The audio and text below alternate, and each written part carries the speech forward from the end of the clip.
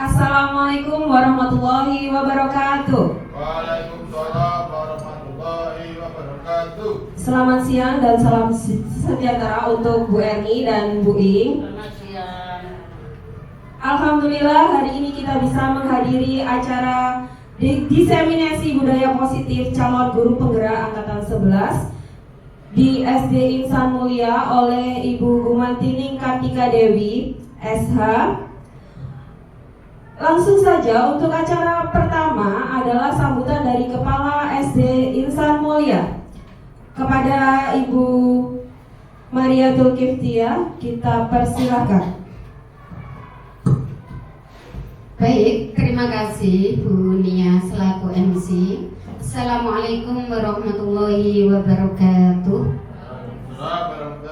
Selamat siang, salam sejahtera buat kita semuanya. Teman-teman yang berbahagia, guru hebat SD Insan Mulia, Ibu Gumantining Kartika Dewi yang biasa kita panggil Bu Dewi sebagai CGP Angkatan 11 tahun 2024. Semangat Bu Dewi ya. Yang kali ini akan melakukan diseminasi tentang budaya positif di sekolah kita yang tercinta SD Insan Mulia. Mana semangatnya ibu-ibu, bapak? Ini semangatku. Mana semangatmu? Ini semangatku. Mana semangatmu? Ini semangatku. Yes. Teman-teman, seperti kita ketahui bersama bahwa dalam beberapa tahun ini sejak sekolah kita menjadi sekolah penggerak, alhamdulillah sudah menerapkan budaya positif meskipun di sana sini masih banyak kekurangan. Bersyukur untuk angkatan CGP angkatan 11 ini, Ibu Dewi sebagai CGP calon guru penggerak akan mempertajamnya kembali apa itu disiplin positif yang sudah kita terapkan dalam pembelajaran komunitas sekolah setiap hari. Mana-mana yang perlu kita benahi, mana-mana yang perlu untuk dipertajam lagi sehingga berkualitas baik.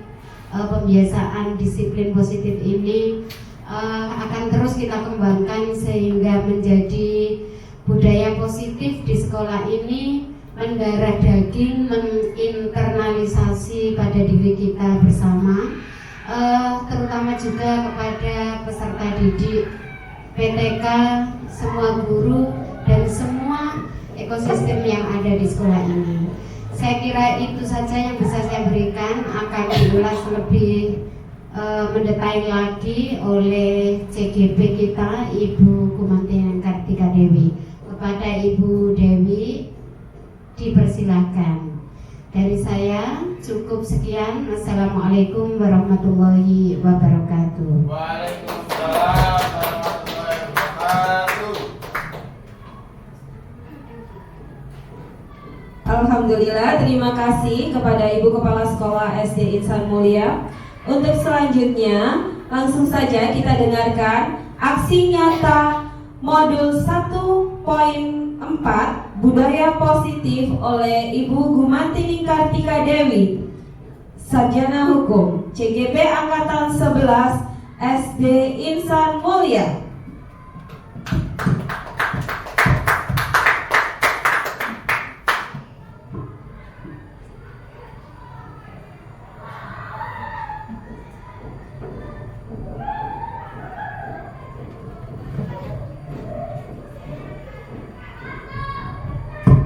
Bismillahirrahmanirrahim.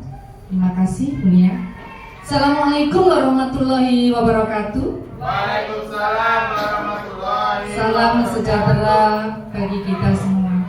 Alhamdulillahirabbil alamin. Puji syukur kehadirat Tuhan Yang Maha Esa, karena pada kesempatan siang hari yang cukup terik ini saya berkesempatan ada di hadapan Bapak Ibu panjenengan semua. Mohon izin dan mohon maaf Bapak Ibu, saya di sini bukan untuk sifatnya menggurui atau apa, tapi karena semata-mata memang sebagai pemenuhan tugas saya sebagai CGP Angkatan 11. Saya yakin di ruangan ini banyak yang lebih senior dan lebih memahami apa yang nanti yang akan saya sampaikan, dan saya harap secuil dari ilmu saya nanti setidaknya bisa menularkan pengetahuan positif dan bisa bermanfaat bagi kita semua. Amin ya robbal alamin.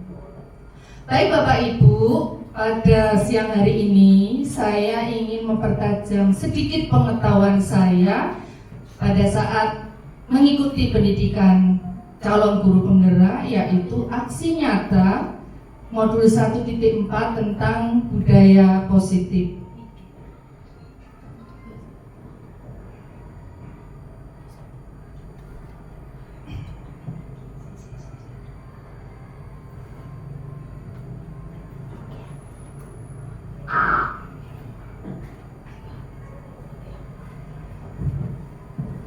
Pada kesempatan kali ini, topik yang akan saya bawakan adalah menyebarkan pemahaman dan penerapan pengalaman budaya positif. Nanti seperti apa ya budaya positif yang dimaksud di sini? Nanti kita akan sharing dan belajar bersama-sama.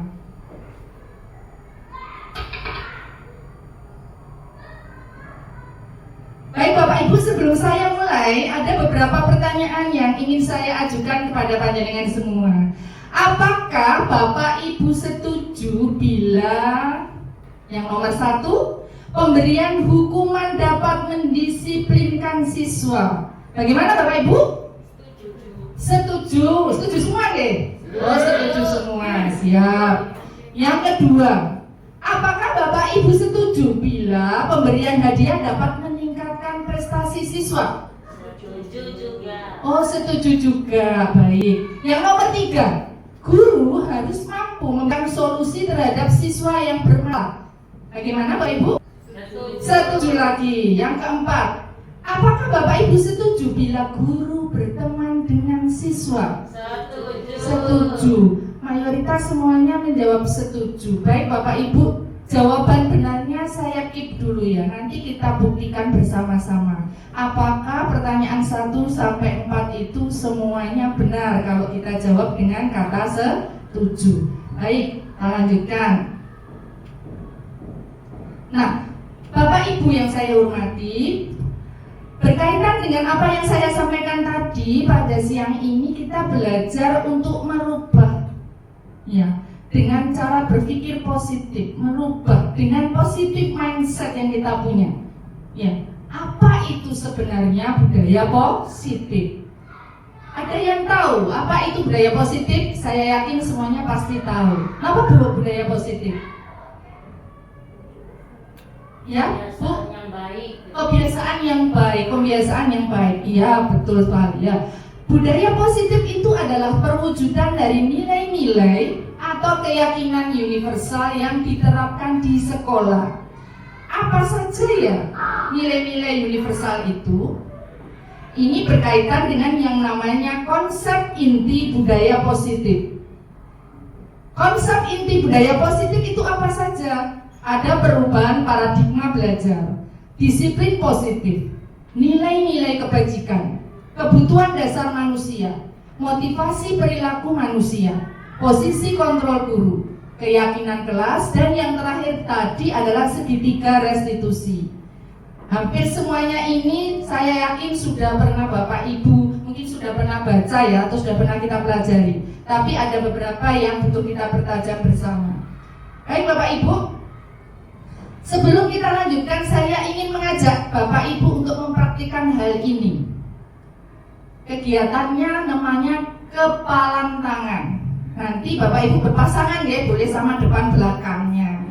Ya, boleh sama depan belakangnya. Begini Bapak Ibu, yang A ya, bayangkan kalau Bapak Ibu itu di tangannya ada sesuatu yang sangat berharga, jenengan genggam ya sekeras-kerasnya, kemudian pasangan Anda yang bertugas merayu Anda supaya terbuka genggaman tangan Anda. Ini barang berharga, jenengan genggam. Oh, nggak boleh tahu sampean ini, saya rahasia, sampean jaga. Nah, pasangan Anda yang punya tugas untuk merayu Anda dengan cara apapun supaya bisa terbuka. 1, 2, 3. Silakan Bapak Ibu dipraktikkan. Yang Yang pertama misalnya Pak Reza berpasangan sama Bu Intan ya. Bu Intan punya sesuatu yang berharga yang ditaruh di dalam tangannya, digenggam sama Bu Intan. Tunjukkan kepada Pak Reza, genggam. Nah, Pak Reza yang merayu Bu Intan. Pak Reza pengen tahu. Pak Reza pengen tahu apa yang ada di dalam genggaman Bu Intan. Silakan Bu. Nah, ya. 1, 2, 3. Ya bagaimana? Bukan dari saya. Aku pingin Loh, itu belum praktek Bu Intan sama Pak Reza. Monggo. Apa Bu? Ayo. Bingung, Bu. Loh, ini Bu Intan punya digenggam. Nah, Pak Reza yang berusaha supaya kepalanya ini terbuka. Oke. Intan punya berlian di tangan. Intan punya berlian di tangan.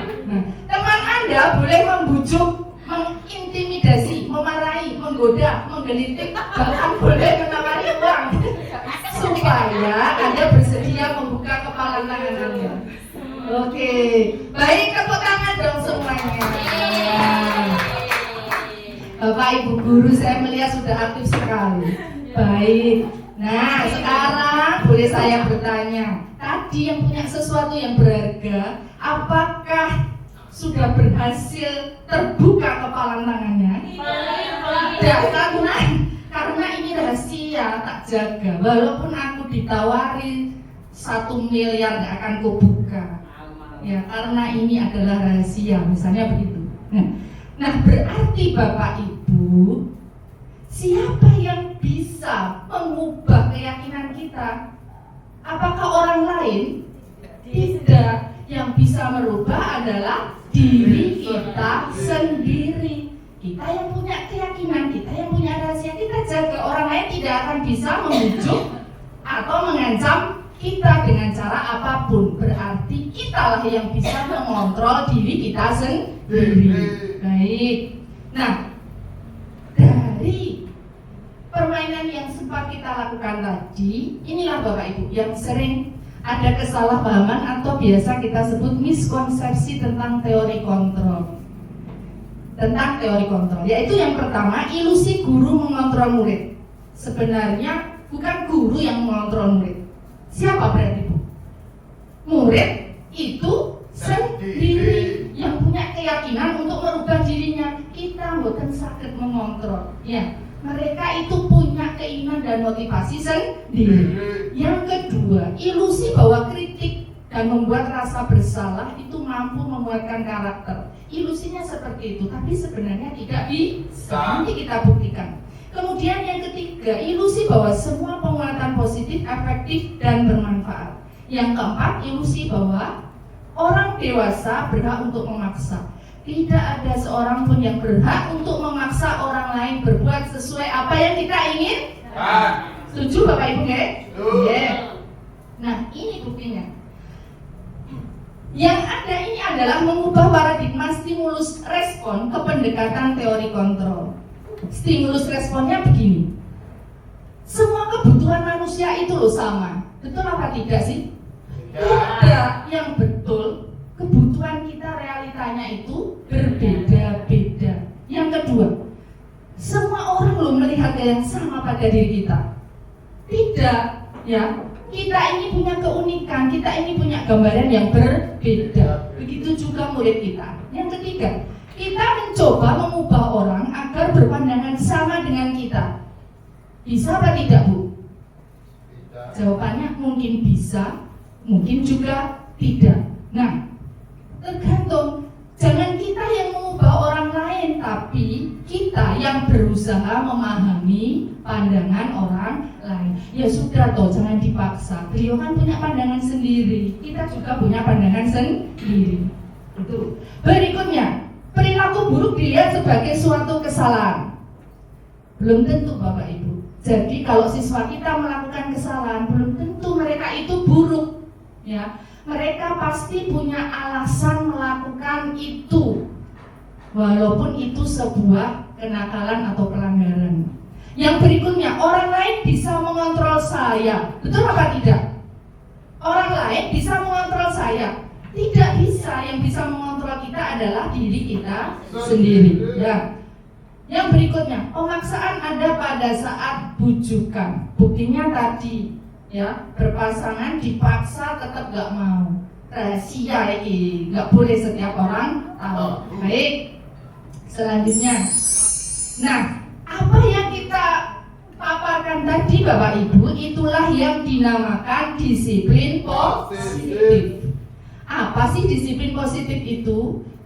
Disiplin berasal dari kata disiplina, artinya belajar. Nah, kalau dirangkum menjadi satu, disiplin positif merupakan salah satu cara penerapan disiplin yang bertujuan untuk menumbuhkan kesadaran serta memberdayakan peserta didik tanpa imbalan, tanpa ancaman, dan tanpa hukuman. Sebagai pendidik, tujuan kita adalah menciptakan peserta didik yang memiliki disiplin diri sehingga mereka berperilaku dan mengacu pada nilai-nilai kebajikan universal dan punya motivasi intrinsik dalam perubahan perilaku ke arah yang lebih baik. Seperti apa itu ya? Nah, ini yang disebut nilai-nilai kebajikan. Kalau kita di SD Insan Mulia sudah praktik melaksanakan nilai-nilai kebajikan. Yang seperti apa? Yang mengacu pada profil pelajar Pancasila. Baik. Profil pelajar Pancasila yang sering kita dengung-dengungkan, pernah kita pelajari bersama, merupakan sebuah paradigma baru yang dirancang berdasarkan prinsip pembelajaran berdiferensiasi. Nah, seperti apa? Ya, 6 aspek yang kita pelajari ini: bertakwa, beriman, berakhlak mulia, berkebinekaan global, bergotong royong, bernalar kritis, kreatif, dan mandiri. Seperti apa itu ya penerapannya? Baik, coba kita sekarang bercermin. Bapak Ibu, kalau kita melakukan sesuatu, kan pasti ada motivasinya nih, ada tujuannya. Mana ya yang merupakan salah satu motivasi kita? Pertama, kita melakukan sesuatu untuk menghindari ketidaknyamanan atau hukuman. Ini apa nggih?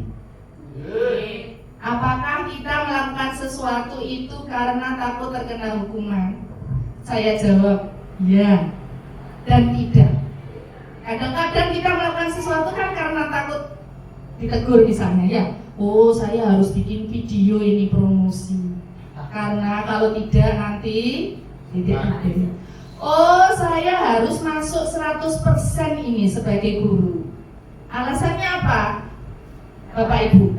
Oh, supaya tidak kena SP. Oh, supaya aktif 100%. Yang kedua, motivasi perilaku yang kedua adalah menjadi orang yang mereka inginkan dan menghargai diri sendiri. Ini motivasi intrinsiknya, ini yang ekstrinsik. Yang ketiga adalah untuk mendapat penghargaan dari orang lain.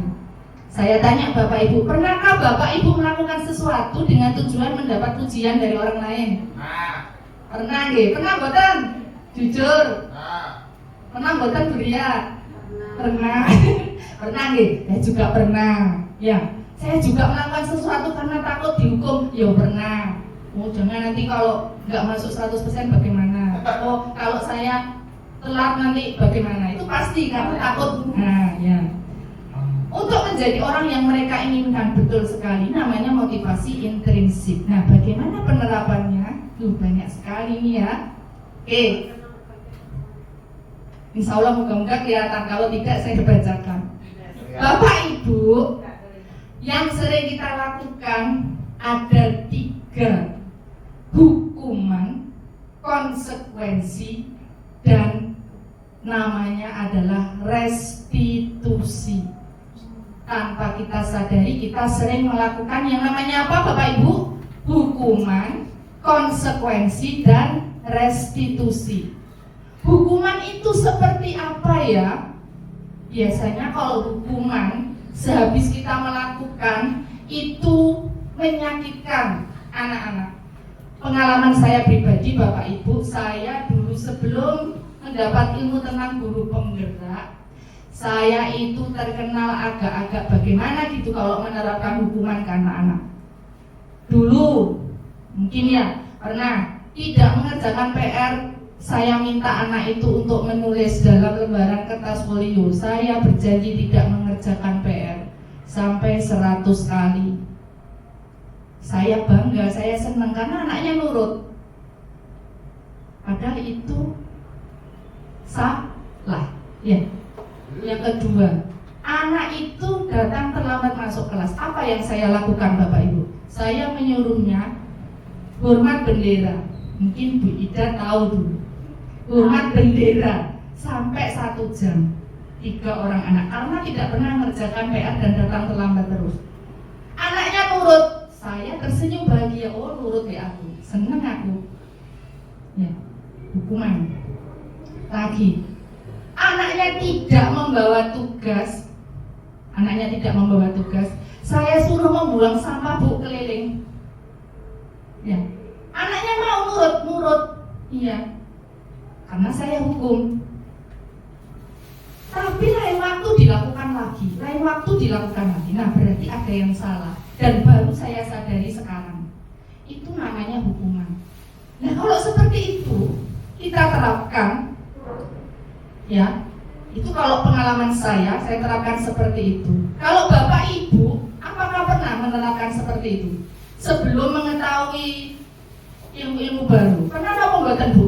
Belum. Pernah apa mboten Bu? Coba sharing satu saja pengalaman pribadi. Bu Ing pernah nggih? Monggo Bu Ing. Pengalaman monggo Bu Ing. Pernah dihukum juga. Ya, satu saja. Nanti ganti. Bu Ing pernah menerapkan hukuman, ya. Ing seneng anak muridnya nurut, tapi sebenarnya itu tuh kok kalau sekarang belum. Ternyata monggo Bu Ing silakan. Seperti apa? Kalau di kelas saya, anak itu terlalu ribut, tidak mau taat pada peraturan. Hukumannya saya suruh keluar dari dalam kelas supaya tidak mengganggu teman-teman. Disuruh keluar Dari dalam kelas. kelas supaya tidak mengganggu. Ya. Dan mereka senang keluar. Mereka senang keluar. Hmm. Senang itu bisa berarti bagaimana deh? Iya. Taat pada peraturan atau kemungkinan dia punya kebutuhan lain. Oh, ya. ya. Itu namanya nanti ada teori kebutuhan siswa dalam belajar. Terima kasih Bu. Ini tepuk tangan dong buat Bu. Sudah berani mengajukan pendapat. Ini sepertinya Bu Ida ini pengalamannya juga luar biasa. Karena Bu Ida ini dulu saya kenal juga guru yang paling disiplin. Saya begitu Bu, kalau anak-anak tidak disiplin, saya suruh nyapu di kelas lain. Itu pengalaman saya. Ya. Ya. Dan setelah itu sepertinya anak-anak itu jera. Anak-anak itu jelas. Ya. Karena mungkin malu. Ya. Tanpa kita sadari Ya. kalau seperti itu namanya hukuman. Baik, terima kasih Bunda. Sama-sama. Ayo buat Bunda ya. Oke. Mungkin banyak lagi. Mungkin Pak Reza juga sering ya karena guru PJOK ya. Karena guru PJOK. Nah anehnya kenapa ya kita dulu kok bangga melakukan itu semua? Saya juga baru sadar sekarang. Dulu saya pernah ingat, saya pernah ngajar Mas Alfian itu. Saya suruh nulis pernyataan gitu. Saya berjanji ya mengerjakan PR. Terus Bu Ida itu kok disuruh nulis begini gitu dulu. Saya baru sadar Bu Ida kalau itu tuh tidak benar hari ini. Maaf ya Bu Ida ya. Oh iya. Nah, sesungguhnya apa sih perbedaan hukuman, konsekuensi, dan restitusi itu? Pernahkah kita melakukannya? Kalau hukuman Bapak Ibu, kita melakukannya pada anak-anak itu tidak ada rencana. Spontan. Murid tidak tahu apa yang mau kita lakukan, tiba-tiba kita hukum karena kesalahannya. Datang terlambat. Oh ya sudah, karena kamu datang terlambat, udah di luar kelas dulu 10 menit, nanti baru boleh masuk. Ya. Oh ya sudah, karena kamu terlambat, silakan kamu ngosek kamar mandi misalnya. Nah, coba saya mengatakan seperti ini. Misalnya, murid saya namanya Intan. Intan sering datang terlambat, masuk kelas, sudah pelajaran. Saya sebagai guru, langsung saya bilang begini, Intan, kamu sudah 3 kali datang terlambat. Sudah, kamu keluar kelas, sana bersihkan kamar mandi. itu namanya hukuman atau konsekuensi? Hukuman karena spontan dan tidak ada hubungannya dengan kesalahannya. Kesalahannya kan datang terlambat. Kok disuruh ngosek kamar mandi? Ada hubungannya enggak, Bu? Tidak ada hubungannya. Berarti itu namanya hukuman. Kalau seperti ini, anaknya mengerjakan tidak? Mengerjakan karena takut. Tapi kita tidak mempertimbangkan, kira-kira anak itu malu apa enggak? Malu. Rasa malu ini bisa dia bawa sampai tua. Saya pernah di SMP dikata-katai guru saya karena sewaktu dijelaskan teman saya mengganggu saya, pinjam tipek waktu itu, saya pinjami, saya noleh. Karena noleh saya nggak memperhatikan waktu guru itu bertanya pada saya, langsung ditegur. Hei kamu, mentang-mentang kamu pintar seenaknya sendiri pacar-pacaran di kelas, tidak memperhatikan guru. Mau jadi apa kamu? Saya malunya luar biasa. Kenapa? Karena saya nggak pernah rame. Karena saya itu termasuk nggak pernah rame. Mau tiba-tiba ditunjuk seperti itu. Hanya beberapa kalimat, tapi sakitnya luar biasa. Sehingga saya kalau ketemu guru itu nggak mau salin, saking dendamnya. Kalau sekarang tidak tahu Pak Guru pernah ketemu di SMP, dendam luar biasa. Loh, saking seperti itunya loh, dengan kalimat saja bisa menyopek hati kita. Apalagi sampai disuruh ngosek kamar mandi. Ya, berikutnya. Bersifat satu arah, betul, hanya dari pihak guru saja. Kalau kamu terlambat lagi besok denda 10.000. Masih ada enggak Bapak Ibu yang begitu? Tolong ya Bapak Ibu. Bahaya itu bahaya. Ya, berupa hukuman fisik dan psikis. Terlambat skot jam, push up 100 kali. Ada nggak yang seperti itu? Ada Bu, masih banyak. Masih banyak. Seolah kalau Pak Reza sudah tidak. Ya Pak Reza ya. Masih banyak yang seperti itu karena belum menyadari teori kontrol ini. Yang kedua, konsekuensi. Kalau konsekuensi itu juga sebagai timbal balik atas apa yang murid lakukan, tapi lebih terencana dan ada kesepakatan sebelumnya. Sudah ada kesepakatannya. Kalau tidak membawa jurnal, maka pulang sekolah tidak boleh pulang terlebih dahulu sebelum menyelesaikan jurnal. Itu hukuman atau konsekuensi? Konsekuensi.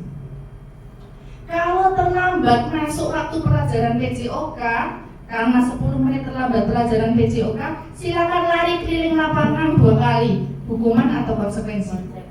Konsekuensi. Karena apa? Karena terencana, ada hubungannya. Tapi murid kita dibuat nyaman apa enggak dengan sikap kita seperti itu? Tidak Bu, enggak nyaman. Teman-temannya sudah pulang, dia masih ngerjakan. Padahal dia sebenarnya salahnya sendiri. Tapi dia enggak nyaman Bu. Ya, dia tidak nyaman dan tidak akan menyelesaikan permasalahan karena besoknya dia pasti akan mengulang lagi. Ya apa sih arek iki diomongi pakai cara apa kok gak iso, pancet kayak kena opo sih. Ya, wis didendo, wis dikon saiki, wis nempel kok pancet. Berarti cara kita yang salah. Ya, berarti cara kita yang salah. Yang ketiga Bu, ini namanya Bapak Ibu restitusi. Apa itu restitusi? Restitusi itu proses, ya, menciptakan kondisi bagi murid untuk memperbaiki kesalahan. Prosesnya adalah kolaborasi. Jadi anak yang bermasalah tadi kita ajak duduk bersama, sharing berdua, ya, menanyakan apa tujuannya, menanyakan apa kesalahannya dan apa upaya dia untuk memperbaiki kesalahannya. Nanti kita akan pelajari bagaimana ya caranya. Hukuman dan konsekuensi. Nah, sekarang saya punya beberapa pertanyaan. Konsekuensi atau hukuman? Kalau tadi Bapak Ibu sudah menyerap dengan baik, pasti bisa membedakan. Nomor 1, mencatat 100 kali di kertas. Saya tidak akan terlambat lagi karena terlambat ke sekolah. Konsekuensi atau hukuman? Hukuman. Konsekuensi atau hukuman? Hukuman. Yang betul konsekuensi. Karena dia terlambat ke sekolah, tulisannya saya tidak akan terlambat lagi datang ke sekolah. Ada hubungan. Yang kedua, lari keliling lapangan 2 kali karena terlambat datang ke sekolah. Hukuman atau konsekuensi? Hukuman. Kok hukuman? Iya spontan. Oh anak terlambat kok bu suruh lari? Apa hubungannya? Gak ada hubungannya bu. Anak terlambat kok disuruh buang sampah? Ya gak ada hubungannya, itu hukuman. Ya, anak terlambat disuruh skot jam. Ya besoknya terlambat lagi ya skot jam enak. Tidak akan sadar dia. Ya, yang ketiga, membersihkan coretan yang dia buat di meja kelas. Hukuman atau konsekuensi? Konsekuensi. Bagus.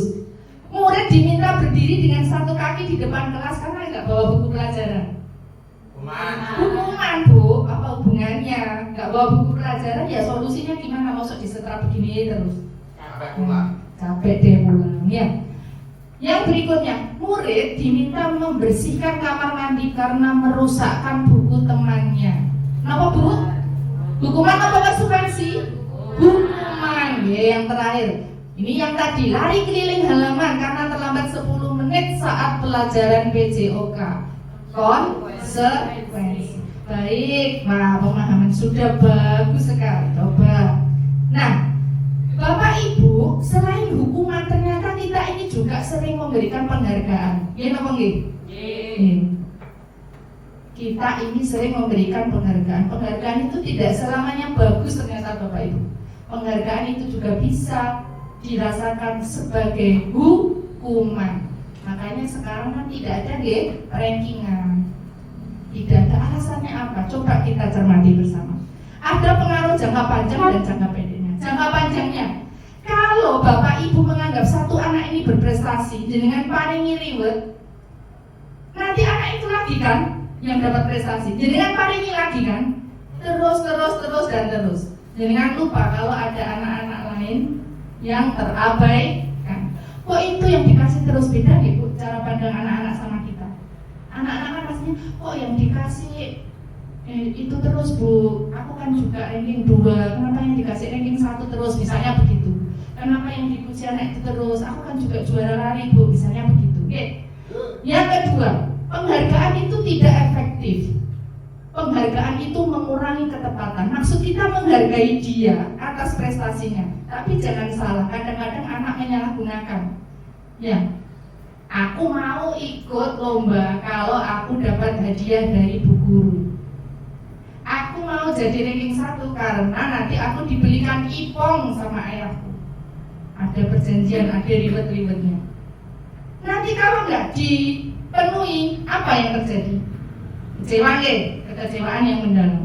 Kemudian penghargaan mengurangi kualitas, penghargaan mematikan kreativitas. Jenengan menerapkan ranking 1, 2, 3. Ranking 1, jenengan umumkan di depan kelas.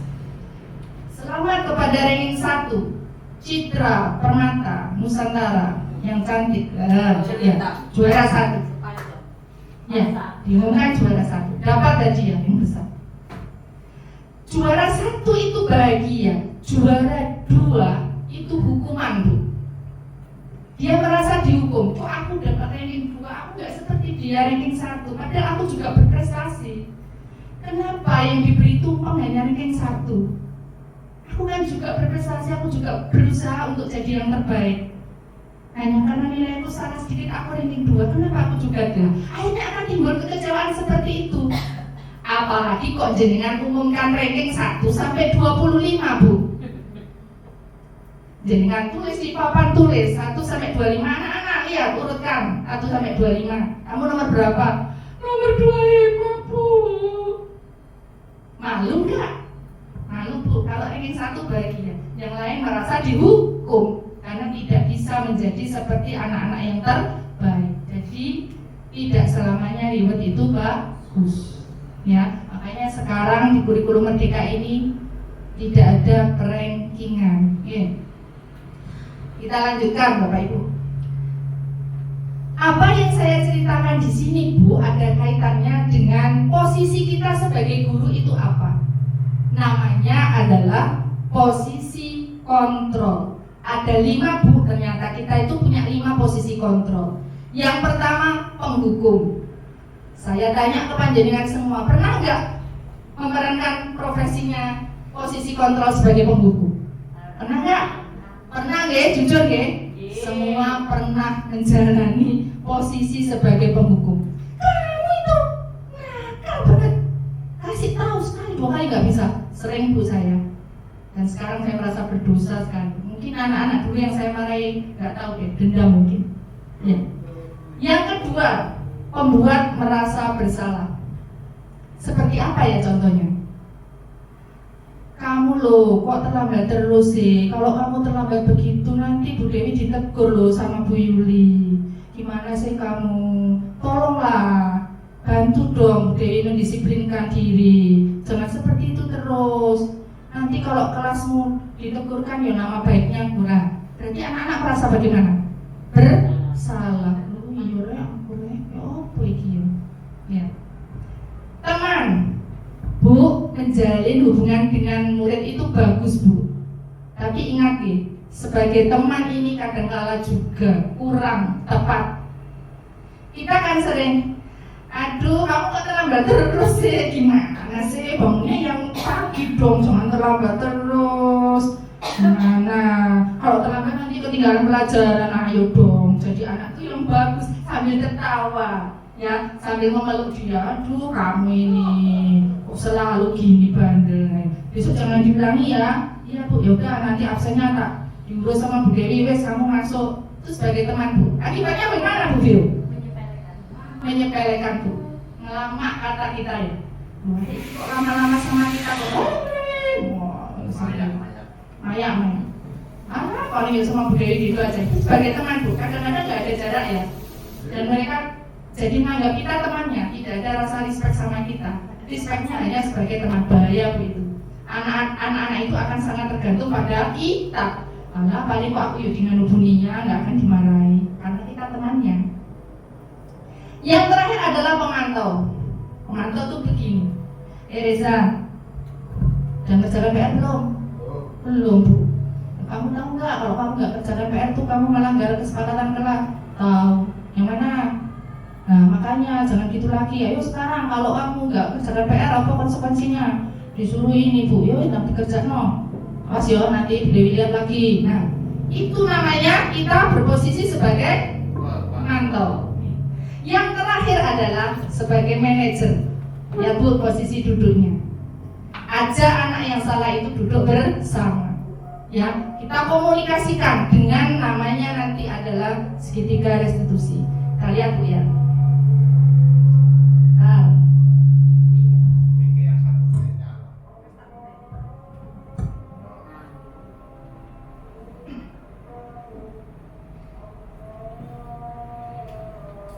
Silakan. Ya ini Bu videonya.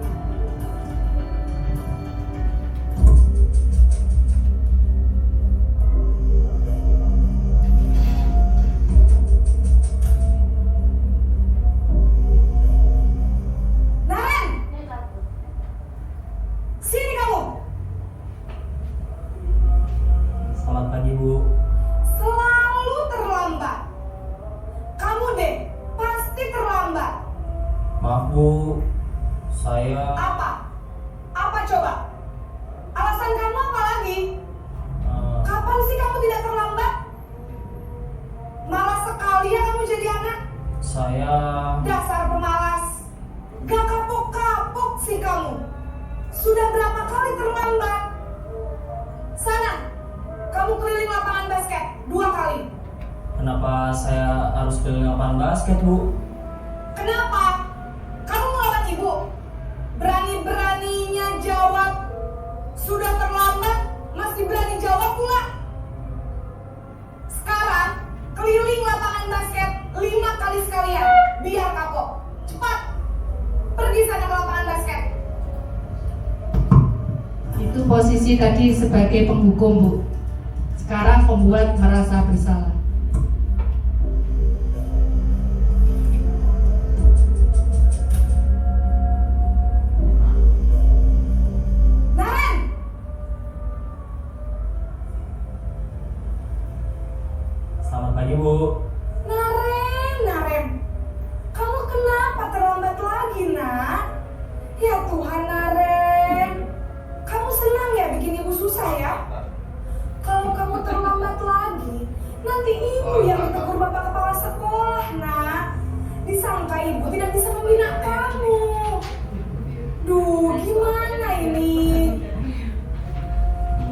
Maaf Bu.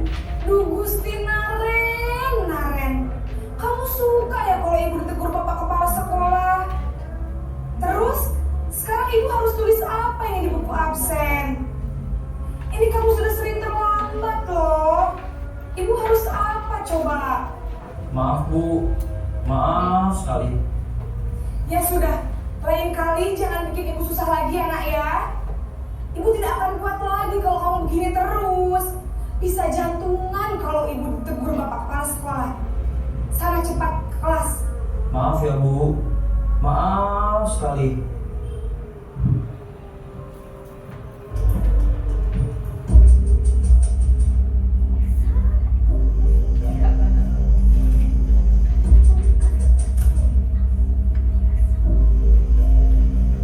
Naren!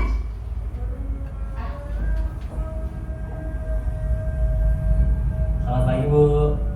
Wah, sudah jam berapa ini nak? Terlambat lagi ya sayang. Iya Bu. Yang mana kita Tapi tulis? ibu saya lupa membangunkan saya Bu. Kamu malah menyalahkan ibu kamu. Kamu bukannya anak yang larinya paling kencang. Kok terlambat sih? Iya Bu. Saya memang terlambat bangun tadi. Jadi biarpun saya lari kencang, tetap gak kekejar Bu. Ya sudah sana. Nanti lain kali larinya lebih kencang lagi ya. Biar gak terlambat lagi. Bikin seneng ibu. Demi ibu. Bisa kan? Bisa lah Bu. Ya sudah sana masuk kelas. Ibu beresin urusan absen kamu. Kamu ini ada-ada saja.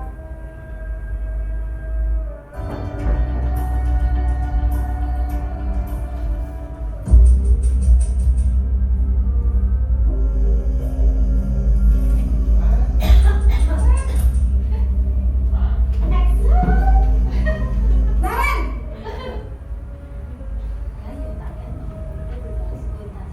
Selamat pagi Bu. Naren, apa peraturan sekolah kita tentang jam berapa kita harus masuk sekolah, nak? Kita harus di sekolah jam 7 Bu. Iya betul, sekarang sudah jam 7.20. Naren sudah tahu konsekuensinya jika terlambat hadir. Paham Bu. Saya harus tinggal kelas pas jam istirahat selama 20 menit. Iya benar, konsekuensinya demikian. Jadi nanti jam 9.30 pas istirahat, kamu harus tinggal di kelas, kerjakan tugas tambahan untuk ketertinggalan kamu, ya? Baik Bu. Posisi manajer.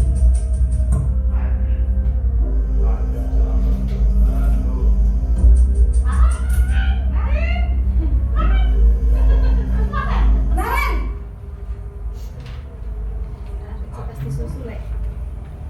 Selamat pagi Bu. Selamat pagi Naren. Maaf Bu, saya terlambat. Iya, sekolah masuknya jam 7, sekarang sudah jam 7.20. Jadi sekarang bagaimana ini Naren? Maaf Bu, saya lupa setel alarm saya semalam. Baiklah, menurut kamu, keyakinan sekolah yang mana yang perlu kamu tingkatkan? Menghargai diri sendiri dan orang lain mungkin ya Bu. Setuju. Jadi, apakah Naren meyakini prinsip saling menghormati tersebut? Iya Bu, saya meyakininya. Apakah Naren bersedia memperbaiki masalah keterlambatan ini? Bersedia Bu. Bagaimana kamu akan perbaiki masalah keterlambatan ini? Saya akan coba untuk tidak lupa menyetel alarm saya Bu. Baik, kalau Naren lupa menyetel alarm di rumah, ada orang yang kira-kira bisa bantu mengingatkan tidak? Ada Bu. Kak saya, Kak Emma. Ada lagi selain Kak Emma? Selain Kak Emma, ada ibu saya. Baik, jadi yang mengingatkan Naren adalah Kak Emma dan ibu kamu. Kira-kira akan mulai setel alarm kapan nih Naren? Setelah pulang sekolah, akan segera saya lakukan. Baik, jadi Naren akan setel alarm untuk bangun besok pagi dan akan diingatkan oleh kakak dan ibunda Naren ya. Ada lagi yang mungkin perlu dilakukan Naren agar tidak terlambat bangun lagi? Tidak ada Bu. Baik Naren, terima kasih untuk kerjasama kamu. Sekarang kamu perlu kembali ke kelas untuk belajar. Baik Bu, terima kasih.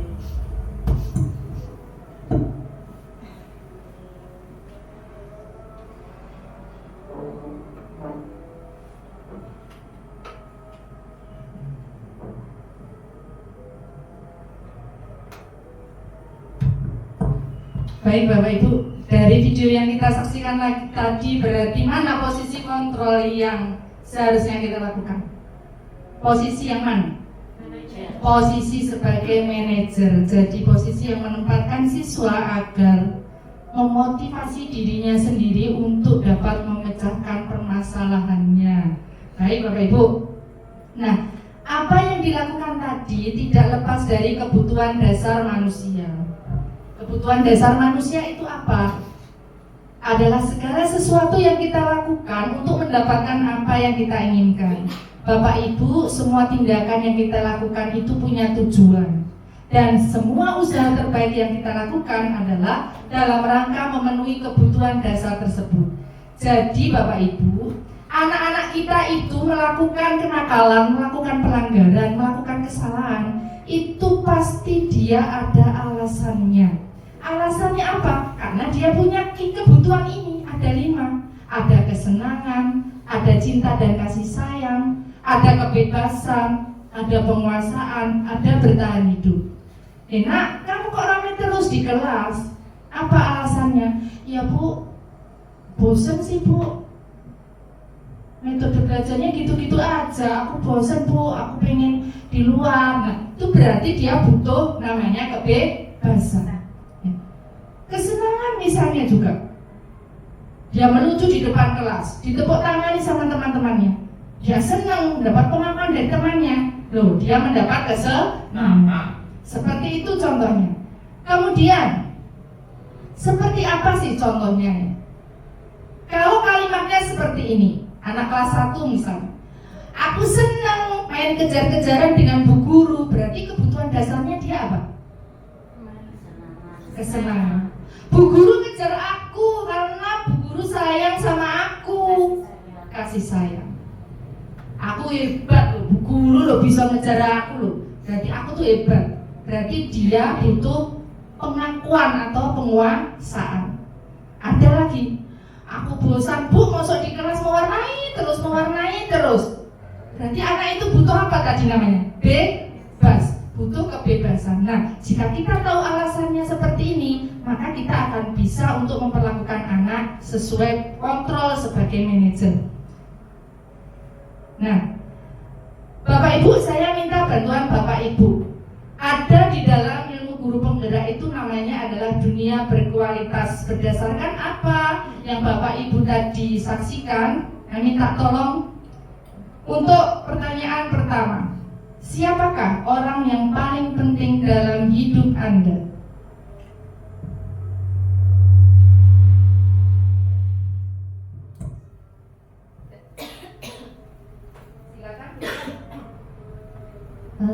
Ibu saya.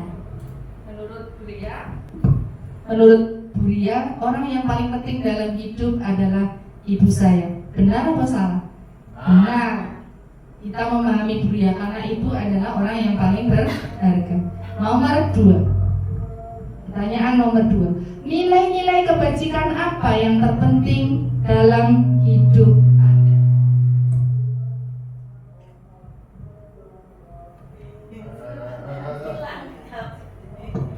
Nilai-nilai kebajikan apa yang terpenting dalam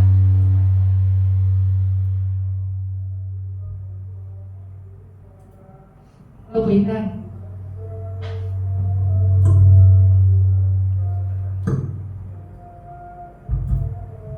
Nilai kebajikan kalau saya itu misalnya kejujuran. Kalau Bu Intan sudah saya matikan.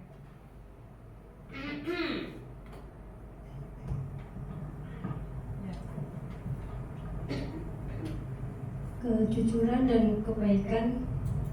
Baik. Kenapa Bu Intan kok nilai kejujuran? Karena jujur itu adalah hal yang paling penting dalam kehidupan. Karena jujur itu adalah hal yang terpenting dalam kehidupan. Makanya Pak Reza, jujurlah padaku. Yang berikutnya, monggo diserahkan ke Pak Reza. Pak Reza, kalau Anda menjadi orang yang ideal, karakter atau sifat apa yang paling Anda inginkan ada pada diri Anda? Ceritanya ini Pak Reza ingin jadi orang yang ideal. Karakter apa yang cocok?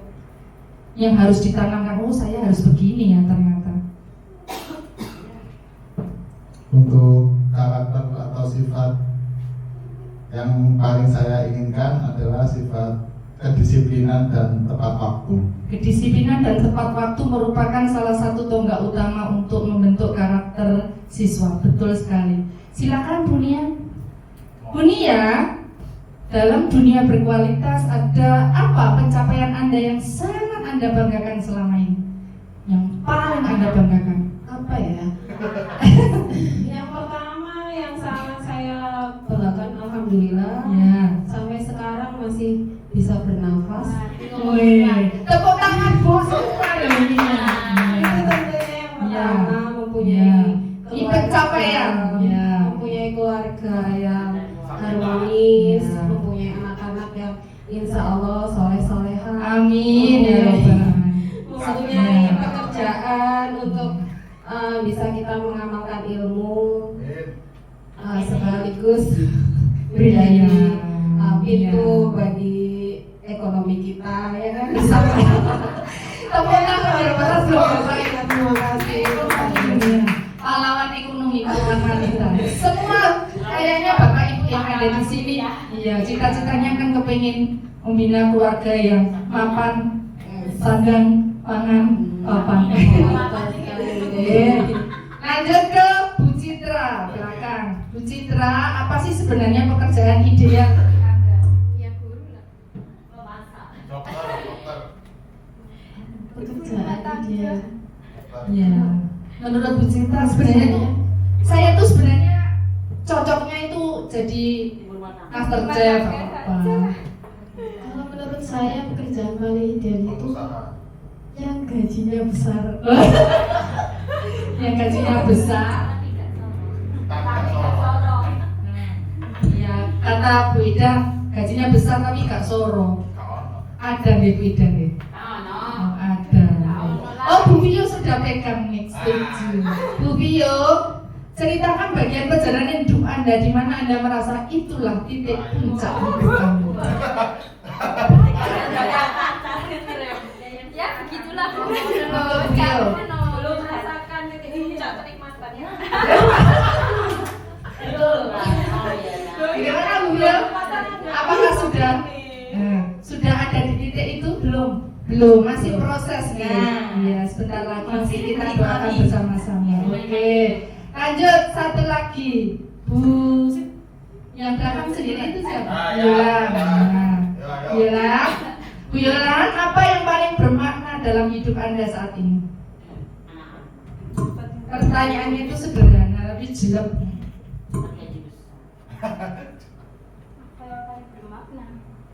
Semuanya bermakna. Salah satu. Yang paling. Ya kita ini kalau saya kan sekarang kita sebagai pendidik ini loh setiap hari adalah bermakna karena mencerdaskan anak bangsa.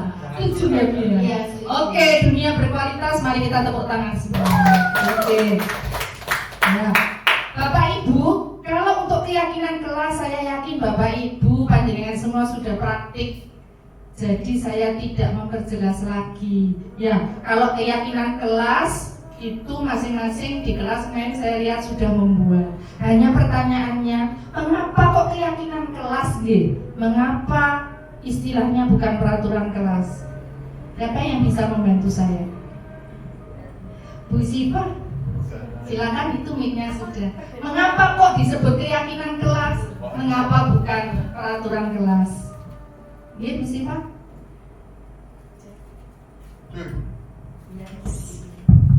Oke, kalau untuk keyakinan kelas itu disepakati oleh guru dan siswa, sedangkan peraturan hanya ada yang sudah ada di kelas. Iya.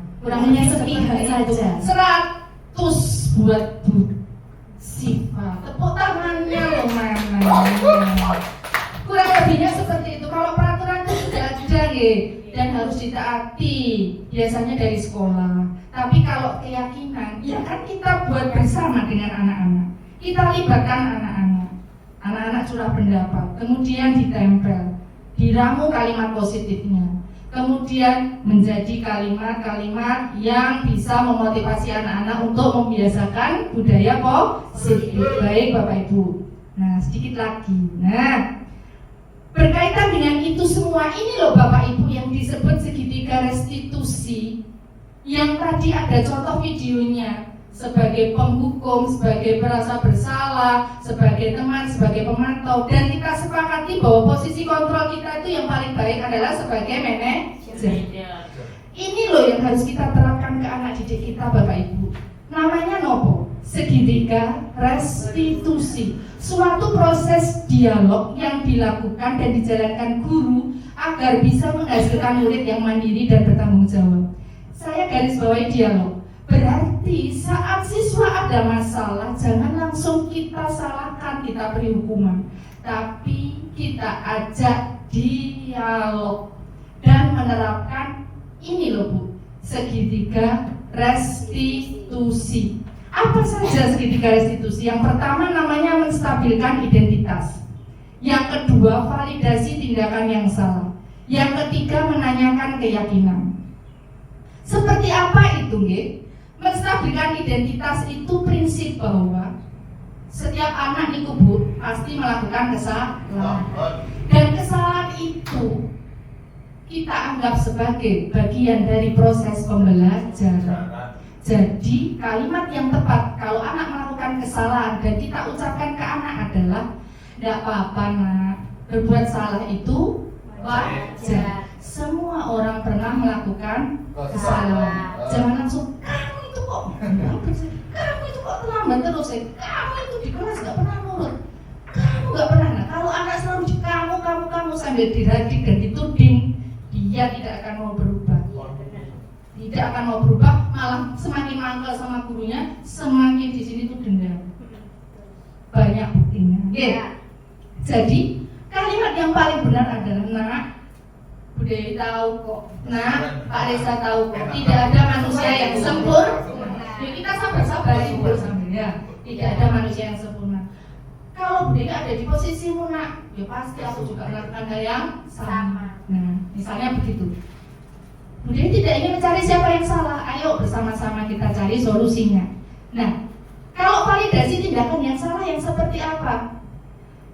Validasi tindakan yang salah itu Bapak Ibu, kita punya pengetahuan prinsip bahwa anak itu melakukan kesalahan pasti karena dia punya kebutuhan. Kebutuhannya ada 5 tadi. Ada kesenangan, ada kebebasan, ya. Loh, disuruh piket kok tambah lari. Kamu nak piket nak, kenapa? Iya Bu, aku bosan mau piket di kelas Bu, mending di luar dah. Dia butuh bebas. Itu masing-masing anak punya tindakan sendiri-sendiri. Nah, seperti apa? Nah, ini pertanyaan yang harus kita lakukan. Nah, kamu pasti punya alasan melakukan hal itu. Kita beri stimulus lagi. Tapi ibu menghargai kamu loh. Kamu nggak melakukan hal yang lebih buruk dari ini. Loh, masih dipuji terus. Ya. Terus, kamu melakukannya karena berusaha mempertahankan hal yang penting buatmu. Dan seterusnya. Ada lagi yang terakhir ini harus dilakukan Bapak Ibu. Menanyakan keyakinan. Berdasarkan teori kontrol bahwa pada dasarnya kita termotivasi secara intrinsik. Tanyakan keyakinan kelas, ya. Nilai-nilai apa yang disepakati sama anak. Tanyakan, kemudian tanyakan bagaimana cara dia mengatasi masalahnya. Coba kita lihat contoh. Ini saya lakukan bersama anak kelas saya dulu ya.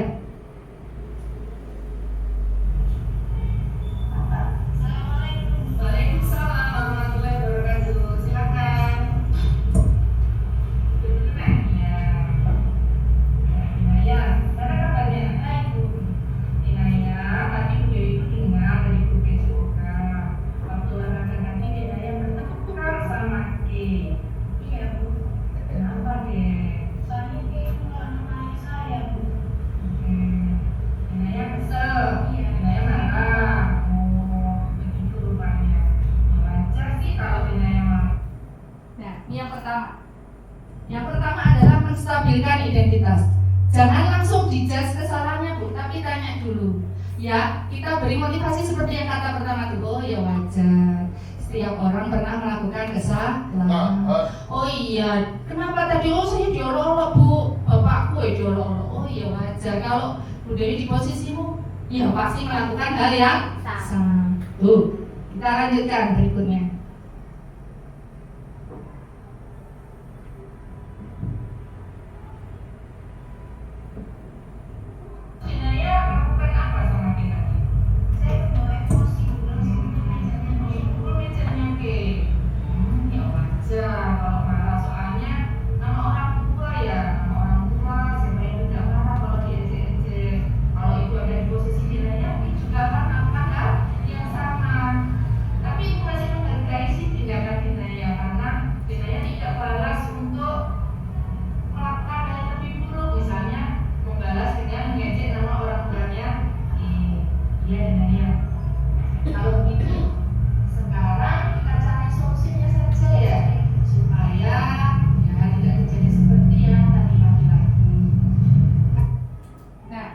Yang kedua ini yang kita sebut memvalidasi tindakan yang salah.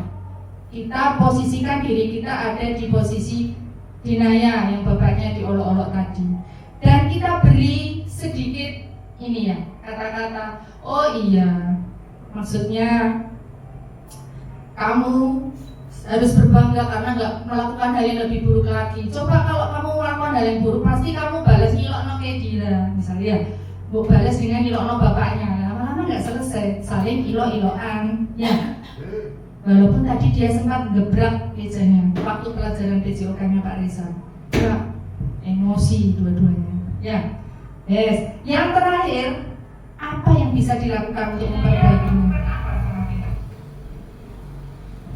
Kalau tindakan dinanya yang marah terus menggebrak meja kita ini apa sesuai dengan keyakinan kalian?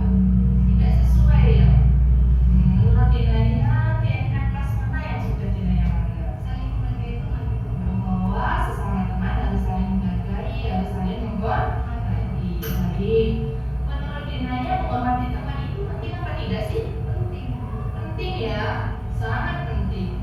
Karena itu sangat penting. Bersediakah dinanya memperbaiki masalah ini? Sedia. Baik, dinanya. Kalau dinanya bersedia, menurut dinanya, keyakinan apa yang bisa dinanya lakukan kalau sudah marah tuh? Dinanya harus mengendalikan emosi. Baik. Dinanya harus mengenal lagi. Dinanya harus mengendalikan emosi, harus lebih bersabar. Terus, baiknya bagaimana? Kalau sudah bersabar, terus masih ada yang menolak lagi. Dinanya Dinaya melaporkan ke bapak ibu guru yang mengajar saat itu atau kepada wali kelas. Itu yang dinaya ya, supaya tidak terjadi hal-hal yang tidak diinginkan. Semangat dinaya, ya semangat belajar bisa kembali ke kelas lagi. Kasih ya Bu. Ya. Waalaikumsalam warahmatullahi wabarakatuh. Baik bapak ibu, tindakan dinaya yang marah terus menggenjot meja. Nah, di posisi ketiga tadi apa yang Bapak Ibu tangkap? Pemahaman apa? Sepertinya klise ya, musuh iso ya arek dibegitukan. Proses Bu, proses. Bu kelas rendah masa bisa Bu? Bisa, sangat bisa. Justru kalau seperti itu nanti anak akan respect each other, saling menghargai. Akan timbul rasa penghargaan besar karena tidak dijudge dia yang sumber kesalahan, tapi bersama-sama untuk dicarikan solusinya.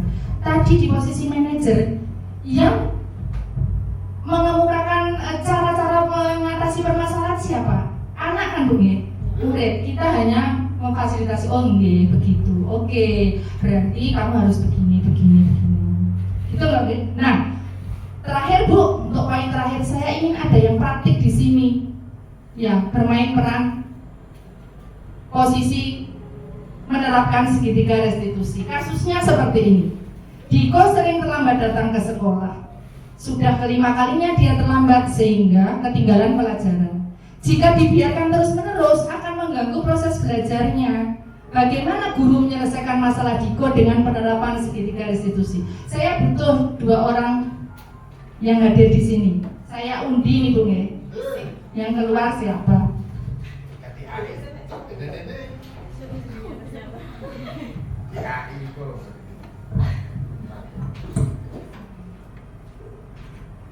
Saya sendiri. Oh, 3 huruf ING. Bu Ing. Ya, Bu Ing boleh sebagai Diko, boleh sebagai gurunya. Satu lagi, siapa ya?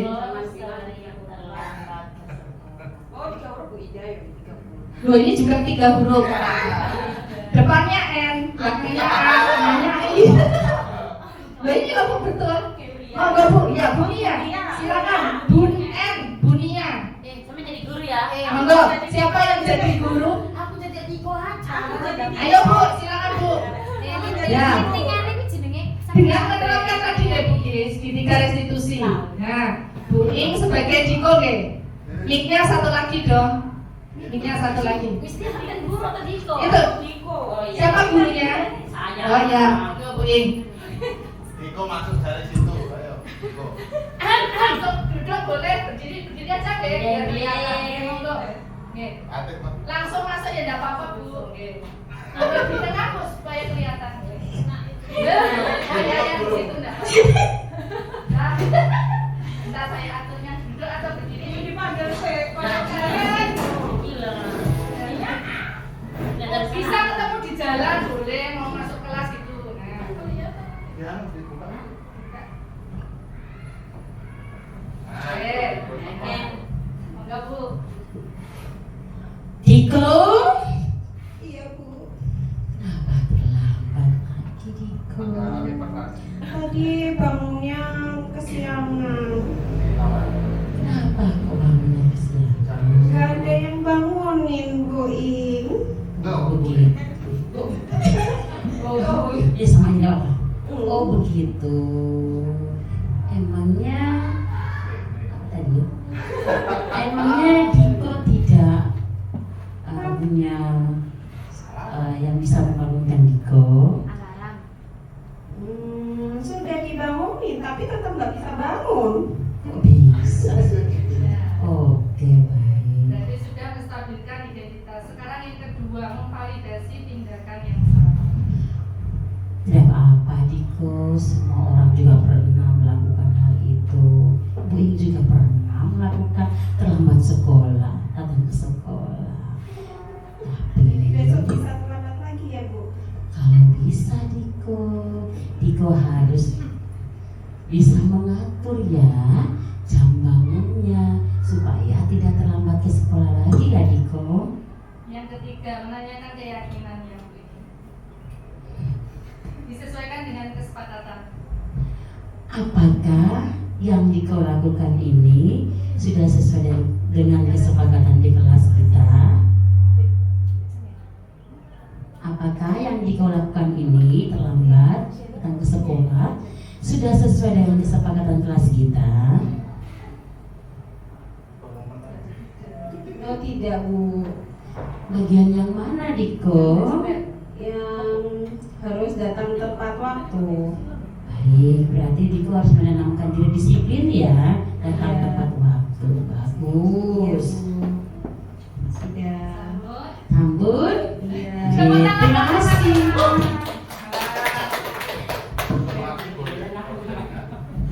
Saya sampai terpesona melihat Bu Ing, jiwanya mendarah daging sebagai guru. Sudah betul sekali ya, hanya tadi yang terakhir ya lupa kalau harus menegaskan kembali. Berarti solusinya bagaimana, caranya bagaimana supaya kesepakatan kelasnya tidak lagi dilanggar. Kalau kamu disiplin, apa sih manfaatnya buat kamu Diko? Itu perlu ditegaskan ke anak. Sudah luar biasa nih Bapak Ibu nih. Kita sampai ke bagian penutup nih. Bapak Ibu, dari semua yang saya jelaskan tadi, dalam penerapan program disiplin positif hendaknya kita memiliki standar kepribadian. Ya, memiliki standar kepribadian sosial yang baik, di mana guru mampu merefleksikan dirinya dalam posisi kontrol saat ini. Bagaimana perjalanan dirinya sebagai among atau manajer yang menuntun murid-murid kita menjadi insan yang mandiri dan bertanggung jawab. Bapak Ibu, luar biasa nggih sharing kita hari ini. Walaupun secuil ilmu saya, semoga yang secuil ini bisa bermanfaat untuk kita semua. Penghargaan terbesar dan respect saya atas dukungan Bapak dan Ibu semuanya. Semoga mendapat pahala yang besar dari Allah Subhanahu wa Ta'ala. Terima kasih Bapak Ibu. Sekian, semoga apa yang kita lakukan dapat bermanfaat. Bagaimana Bapak Ibu, kira-kira bermanfaat atau mboten? Senang apa senang? Alhamdulillah. Alhamdulillah ya Rabbul Alamin. Terima kasih. Saya tutup. Billahi taufiq wal hidayah. Mohon maaf apabila ada kekurangan dan salah kata. Assalamualaikum warahmatullahi wabarakatuh. Salam semangat. Yes. Insan mulia. Yes. Yang kompak sekali lagi. Insan mulia. Yes. Tepuk tangan untuk semua. Alhamdulillahirobbilalamin. Assalamualaikum warahmatullahi wabarakatuh. Waalaikumsalam warahmatullahi wabarakatuh. Gobu di Kedati. Ini sebelumnya tekan ke tenang.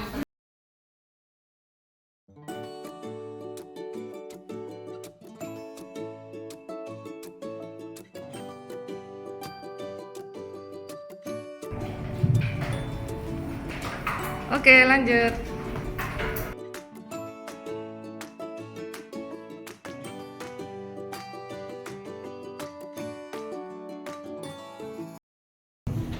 Nama saya Raja. Saya sangat senang di kelas ada kesepakatan kelas karena dapat membuat disiplin. Assalamualaikum, nama saya Kanza dari kelas 5B.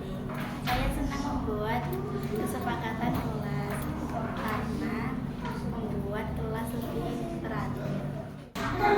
Assalamualaikum warahmatullahi wabarakatuh.